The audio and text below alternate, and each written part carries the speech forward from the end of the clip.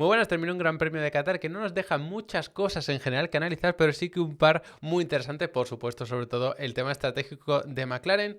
Fue un error, se vio a posteriori, pero vamos a intentar entender también el por qué podía tener sentido lo que se pasó por las mentes de los estrategas de McLaren. Así que, como siempre, empezaremos con los datos, viendo todo esto de los ritmos, las estrategias y demás, y luego pasamos a analizar también las maniobras que tuvimos en pista. Pero antes de empezar con el análisis, recordaros que en Level Up Academy, si queréis aprender mucho más de Fórmula 1 y sobre todo de la Fórmula 1 que se nos viene en 2026, tenéis un montón de cursos para aficionados, para profesionales, para simracer, da igual el perfil que tengáis, que si os interesa el mundo de las carreras os aseguro que lo vais a sacar mucho partido. Son 25 euros al mes, hay gente que lleva desde el inicio de hace ya casi 5 años, tenéis contenido de sobra y además os podéis dar de baja y de alta cada vez que queráis. Por ejemplo, si ahora en Navidad vais a tener tiempo, os podéis dar de alta en diciembre y luego en enero lo canceláis y luego en marzo, que volvéis a tener más tiempo, por lo que sea, la volvéis a activar y seguís por donde lo dejasteis, que podéis ir marcando los cursos que queréis como pendiente y luego los vais viendo, los marcáis como visto por si en algún momento queréis verlos otra vez. Así que nada, os dejo toda la información en la web, en levelup.academy, y tenéis absolutamente todo. Y si tenéis cualquier duda, pues arriba tenéis un botón de contacto, me va a llegar personalmente, os voy a responder personalmente y será un placer. Así que nada, dicho esto, vamos con el análisis del Gran Premio de Qatar. Ahora sí, empezando por los datos. Si os fijáis, parece que fue una carrera con muchísimos cambios de posición, que lo vemos aquí de inicio a fin, pero si nos fijamos en este gráfico, que es el que nos marca la evolución durante toda la carrera, pues la mayoría de líneas son muy horizontales. Sí que un poquito de lío por aquí, pero es por la parada de los McLaren. Un poquito de lío por aquí también, por el caso de Ocon, que gana muchas posiciones en esa segunda parada de todo el mundo, pero luego él tiene que volver a entrar y las pierde. En general, una carrera, ya lo vimos, con muy poquitos adelantamientos, donde sobre todo estuvo marcado por dos cosas la evolución de la carrera. Uno, por la limitación de 25 vueltas máximo, y dos, porque salió un safety car justo en la vuelta 7. Y aquí me voy a parar un poquito, sabéis que en los directos sobre todo hablamos más tranquilamente de estas cosas, que es más subjetivo, pero me paro un poquito. Es que hay mucha gente que dice, bueno, éxito absoluto, esto es las 25 vueltas como máximo porque nos ha dado mucha emoción y tal. Realmente no ha sido lo de las 25 vueltas, sino el error de McLaren de no parar a sus dos pilotos al principio. Y esta era su parada hasta que podían, porque si ellos hubiesen parado en la vuelta 7, pensad que en un circuito en el que era prácticamente imposible adelantar, todo el mundo hubiese parado en la vuelta 7 y en la vuelta 32, por tanto no hubiésemos tenido absolutamente nada. Así que no es tanto que haya salido un safety car justo, no es tanto que haya esa limitación de 25 vueltas, no es en absoluto que el circuito sea espectacular, sino que McLaren comete ese error justo en un momento en el que nos dio emoción al final, pero si no, tened en cuenta que hubiese sido una carrera bastante aburrida. Por tanto, tuvimos esa suerte, pero no gracias al formato, sino al error de McLaren. Entonces, me voy a ir directamente a esto del error de McLaren. ¿Por qué no deciden parar en la vuelta 7 cuando para todo el mundo y deciden estirar más su stint? Hay varios factores que pueden influir en su decisión, no lo podemos saber a ciencia cierta, por supuesto. Primero, que si ellos paraban en esta vuelta 7, como todo el mundo, iban a tener que hacer una parada después en la vuelta 32 y tirar hasta el final. Y es el único equipo McLaren que tenía sus dos pilotos relativamente cerca. Si estás unos 4 segundos, 3 segundos sobre todo, vas a perder tiempo. De hecho, se estimaba que eran unos 6 segundos lo que tenías que tener de margen entre los dos pilotos para que el primero que para no estorbe al segundo. Entonces, McLaren era el único equipo que, si se veía obligado a hacer la segunda parada también a los dos pilotos al mismo tiempo, el segundo se iba a ver perjudicado.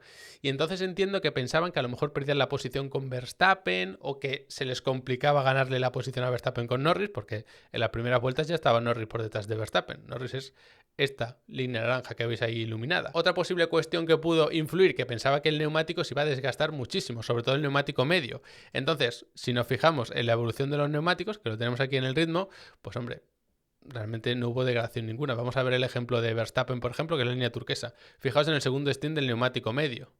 Luego, evidentemente, si con tanta carga de combustible como hay aquí no tienes desgaste con un neumático medio, cuando pongas al final con menos carga de combustible un neumático duro, pues menos aún. Entonces, viendo ya esto, yo creo que los de McLaren ya vieron que su carrera no iba a ir por buen camino, porque si con este neumático medio, insisto, no había degradación en la parte central de la carrera, luego con el duro tampoco le iba a ver. Por tanto, aquí yo creo que el error es de simulación de tiempos o de simulación de desgaste, que no entendieron bien cómo iban a ser los tiempos y cómo iban a ir evolucionando con el neumático medio. Y luego otro posible error es que pensasen que el neumático duro iba a ser un desastre, que no iba a tener agarre, y ya se vio que no era así tampoco. Porque si el neumático duro hubiese sido un desastre, McLaren podría haber hecho 2 stints de 25 vueltas con el medio y al final poner un blando que parecía que era lo que iban a hacer.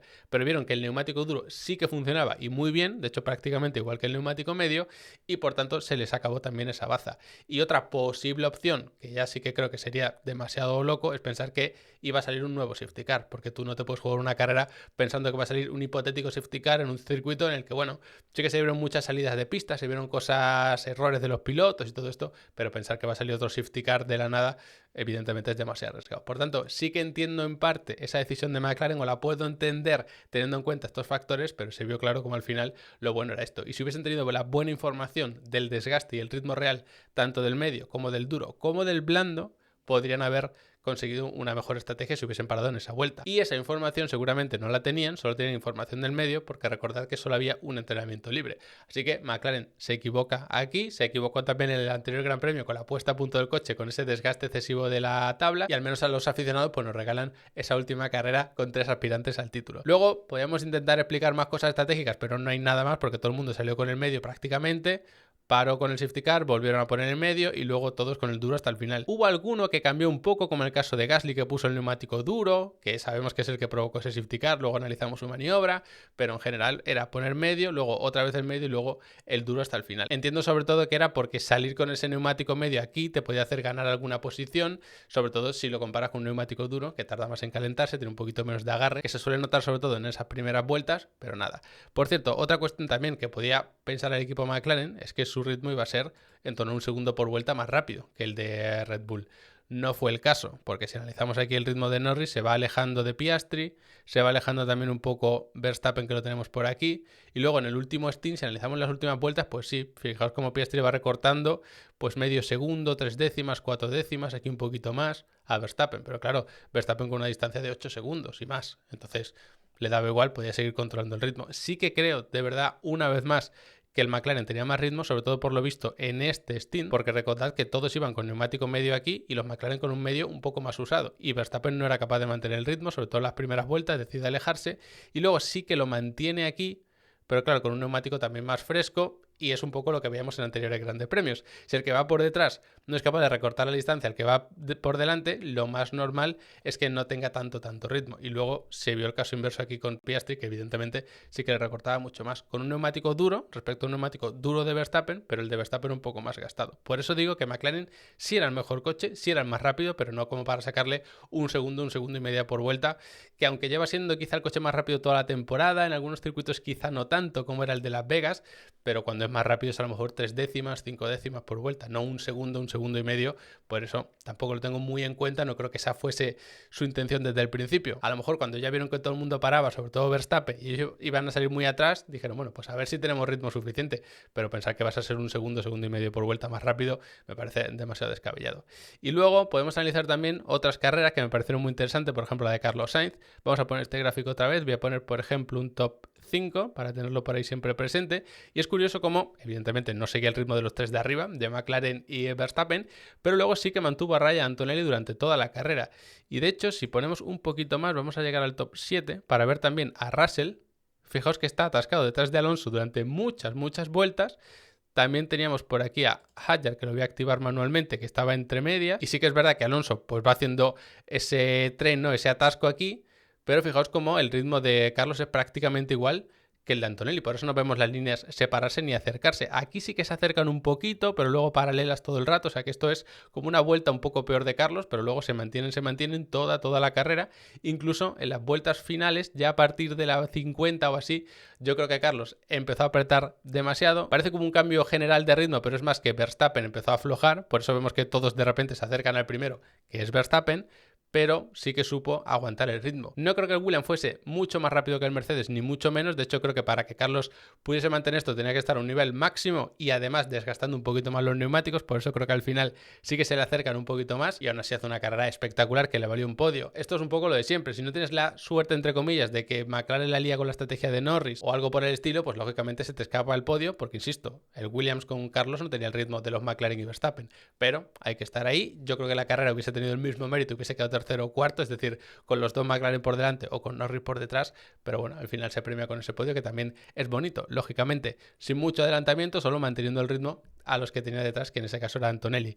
Luego en el caso de Alonso, que lo tenemos por aquí, fijaos como evidentemente no tenía el ritmo de los de delante, ni siquiera de Carlos y Antonelli, ni siquiera el de Hadjar y Russell, que son los dos pilotos que vemos por aquí atrás, pero fue capaz de mantenerles el tipo. Aquí se aleja ligeramente, sobre todo porque Hadjar empieza a perder ritmo, y luego cuando para sale por delante, pero comete este error que fijaos lo que le cuesta. No para de separarse las líneas después. De hecho, esto lo vamos a comprobar mejor si nos venimos aquí a los ritmos. Tenemos la comparativa personalizada, aquí está, y vamos a poner a Alonso, que lo tenemos aquí, con Hadjar, que lo tenemos aquí, y Russell, que lo tenemos por aquí. Fijaos cómo todos van manteniendo más o menos el mismo ritmo hasta que Alonso comete el error, que es esta vuelta de aquí, y a partir de ahí ves como Alonso es bastante más lento. Aquí le estamos viendo en 25-0, 25-1 Hadjar y Russell, y Alonso 25-3. Un par de décimas, aquí unas 3 décimas, luego sí que hace alguna vuelta mejor, pero en general le vemos penalizando, es decir, era 2-3 décimas más lento. No es una diferencia abismal, yo sinceramente esperaba que el Aston Martin fuese peor todavía aquí, pero cometió ese error, perdió un par de posiciones. Aún así creo que el balance general de la carrera es buena porque consigue puntuar, pero evidentemente cometió un error, también hay que destacarlo. Y luego, por terminar con los hispanohablantes, podemos destacar también el caso de Colapinto, pero poco más pudo hacer. Sí que gana las posiciones de los pilotos que tiene por detrás, que son Berman, que le ponen esa penalización de stop and go y 10 segundos, que luego la analizamos también. Por detrás a Gasly, que tuvo el pinchazo con el toque con Hülkenberg. Tenemos también a los pilotos que abandonaron, a Stroll. Entonces, lógicamente, tampoco pudo hacer más. Como buena, entre comillas, noticia, tenemos que sí que pudo mantener el ritmo de lo que llevaba delante. Fijaos en esta línea que destaco, que es la de Colapinto. Por lo menos no se fue alejando el grupo que tenía delante. Sí que hay un mínimo hueco con Bortoleto, sobre todo en estas vueltas, que Bortoleto es el piloto que tenía delante, pero sí que se mantuvo dentro del grupo. Y lo digo porque en Las Vegas se vio como no era capaz de mantenerse ni siquiera con el DRS. Casi tampoco tuvo el ritmo. Tuvo ese problema con el choque, si no recuerdo mal, con Albon, que dañó su difusor y demás. Entonces, bueno, sí que eran unas condiciones un poco diferentes, pero bueno, al menos aquí pudo mantener el ritmo de esa zona media. Lo que pasa que el problema es que si no clasificas muy bien, que yo creo que la clasificación de Gasly fue un espectáculo, pues luego te ves rezagado y esperar que fuese a adelantar pues también me parece una locura. Así que bueno, ahí podemos resumir un poco el Gran Premio. Desde el punto de vista de los datos, a lo mejor no hay tantas cosas como los otros grandes premios, pero bueno, así echamos un poquito de luz en el asunto. Y visto todo esto de los datos, ahora toca analizar las maniobras en pista, empezando por supuesto con la salida, que además tenemos aquí señalado por la Fórmula 1 cada uno de los pilotos para verlo todavía mejor. Me parece interesante porque no me dio la sensación de que no saliese especialmente más, sí que creo que tuvo un tiempo de reacción, no sé si 5 milésimas o 5 centésimas más lento que Verstappen, pero prácticamente a la par. Lo que pasa es que Verstappen iba por la zona limpia y con el rebufo de Piastri, por eso unos pocos metros más tarde le vemos en paralelo y además Verstappen termina pasando. Hasta aquí todo normal, una salida en la que sale muy bien Piastri, sale muy bien Verstappen, Norris quizá un poquito peor, pero creo que se vio sobre todo perjudicado por la zona sucia. Y luego un detalle interesante es que cuando llegan a la frenada se ve de una forma muy sutil, Verstappen hace una especie de quiebro hacia la derecha y obliga a Norris a meterse aún más en la zona sucia. Y de hecho, si nos fijamos en esta toma, veis como Verstappen todavía tiene espacio aquí. Cuando ya está por delante, hace esa especie de quiebro muy ligero a la derecha, por supuesto lejos de provocar un accidente, pero ya obliga a Norris a meterse más por la zona sucia. Pensad que la zona limpia es más o menos este carril, y luego en la frenada Verstappen va por este carril un poquito más oscuro que se ve claramente, la trazada normal sería por ahí, mientras que Norris está totalmente en la zona sucia. Así que lo hace bien Verstappen, se aprovecha por supuesto de la zona limpia, del rebufo y demás, pero ese pequeño detallito de forzarlo un poco más a la zona sucia y luego abrirse para frenar por la zona limpia, mucho más abierto que Norris, que fijaos que si pudiéramos trazar la línea paralela, no es que estén pegados, sino que Verstappen le fuerza hacia allí y luego vuelve al lado izquierdo para frenar en la zona limpia, para protegerse aún más de Norris. Es verdad que es un poco peligroso, porque llevando a la zona sucia puede provocar que el otro piloto bloquee y te lleve por delante, pero ahí estuvo bien también Norris, que ya digo, tampoco pudo hacer gran cosa. Si te van forzando hacia la zona sucia, pues no tienes otra que quedarte ahí. Otra maniobra interesante, un poquito más adelante, la de Gasly y Hülkenberg. Esto es la entrada a la curva. Que esto es el lío de siempre, por supuesto, que si el vértice, que si está por delante, que si el tren delantero, sobre el espejo retrovisor, todas estas cosas, ¿no?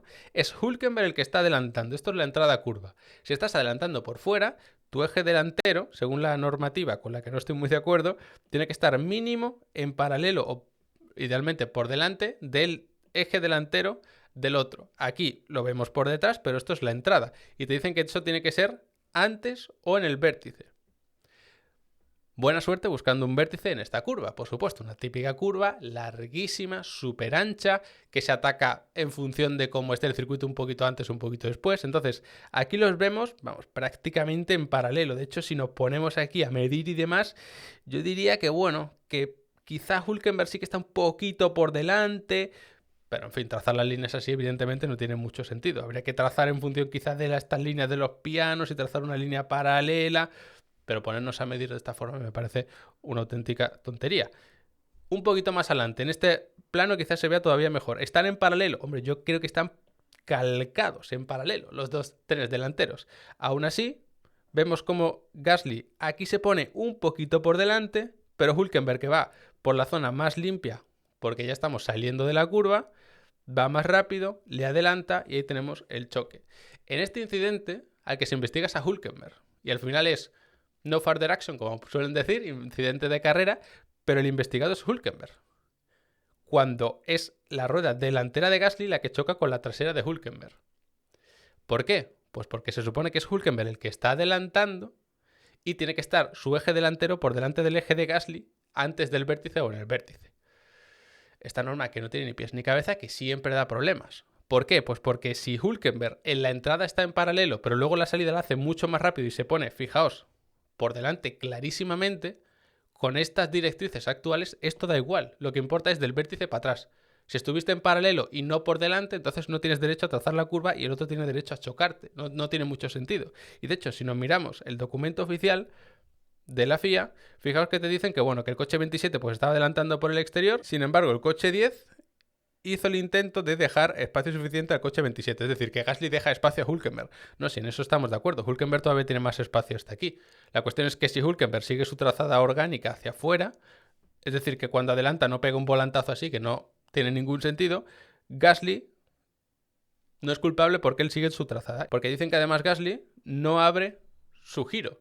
Sí que hay un pequeño frame que si lo analizamos a lo mejor está girando 30 grados y pasa a 25 y luego vuelve, que es justo en el momento del choque. Pero claro, eso tampoco tendría sentido, pensar que es por eso. Pero es que decir que como no abres tu volante, tu giro, no estás abriéndote y echando de pista al otro piloto, no tiene ningún sentido. Porque si tú sueltas el acelerador y mantienes giro de volante, ¿qué pasa? Que el coche cada vez se cruza más. Ahora, si empiezas a acelerar con el mismo giro de volante, el coche se te va a ir abriendo. Es como no tener ni idea, pero de lo básico, ni de pilotaje deportivo, ni de dinámica, ni de nada, y soltar que, oye, como no ha abierto el volante, él sigue su trazada. Bueno, claro, pero habrá que analizar también si estaba haciendo algo con los pedales, si ha soltado, si ha pegado un golpe de acelerador, si está jugando con el volante acorde a lo que está haciendo con el acelerador. Toda esta cosa habría que tener en cuenta. Por tanto, esta justificación para mí no tiene ningún sentido y la normativa o directrices actuales de lo del vértice y todo esto, que aquí ni lo mencionan, pues creo que tampoco tiene ni pies ni cabeza. Por tanto, otra vez la misma historia de se analizan cosas un poco raras en base a una normativa que tampoco tiene mucho sentido. De hecho, os voy a poner otro ejemplo de normas y sanciones que tenemos en la Fórmula 1 actual y es la sanción a Berman, que se le pone un stop and go con 10 segundos. Es una sanción fortísima porque ya pierdes mucho tiempo haciendo el stop and go más encima los 10 segundos. Es decir, tienes que ir por el pit lane, paras 10 segundos y luego sales otra vez. Es una sanción altísima. Y ya vimos que, bueno, era una maniobra en la que no se ve intencionalidad, por supuesto, que sale el coche y justo lo paran. Y entonces te dicen que, bueno, según el reglamento, se tiene que mantener en unas condiciones seguras, es decir, que todas las ruedas están bien puestas y todo, siempre cuando sales de la posición del pit stop. Y se entiende como definición de la posición del pit stop, que es donde el coche normalmente está posicionado para hacer el cambio. ¿Se puede sancionar? Hombre, sí, porque es verdad que si el reglamento te dice que no puedes abandonar tu posición del pit stop en esas condiciones inseguras y tú has avanzado 1 metro, eso ya no es tu posición del pit stop. Lo que pasa es que me parece muy riguroso. Insisto, no digo que sea una barbaridad, de hecho me parece que está muy bien argumentado el por qué se sanciona con esto, que también hay que reconocérselo para que veamos también ejemplos de que, oye, a veces hacen las cosas bien y se explican muy bien. Lo que pasa es que con esto sí que me parece muy rigurosa, creo que tienen toda la razón, pero dadas las circunstancias de que solo se movió 1 metro, que no estaba en una zona de peligro, que no supuso quedarse en medio del carril de otro piloto que fuese a entrar, yo creo que sí que se podría haber aplicado algún atenuante para, en vez de meterle el stop and go y 10 segundos, pues a lo mejor solo un stop and go o una sanción de 10 segundos, 20 segundos, algo así. Pero entiendo que ya es jugar con el criterio. No es una norma absurda que se aplica mal, sino que es una norma que tiene sentido, que está bien, pero que luego se puede interpretar de diferentes formas si merecería un atenuante o no. Y luego ya para terminar, tenemos aquí el adelantamiento de Piastri a Antonelli, que veis que estaba lejísimos. Piastri se tira por el interior y Antonelli se queda por el exterior, pero descaradamente. O sea, no hace ni el intento de... cubrir el interior, ni mucho menos. De hecho, en esta toma aquí desde la grada, veis la traza de Piastri, que es la normal, y cómo se abre Antonelli dejando una barbaridad de hueco. Me parece curioso porque luego justo llega Norris, no sé si un par de vueltas o 3 más tarde, y le cubre el interior para evitar que le adelante y demás. Entonces no sé si es que aquí no tenía ese contexto de carrera de que a lo mejor les podía ganar la posición, y cuando el equipo vio que dejaba pasar a Piastri le dijo, oye, defiéndete, que me extrañaría que no nos pusiesen ese mensaje de radio, y entonces ya se defendió de Norris.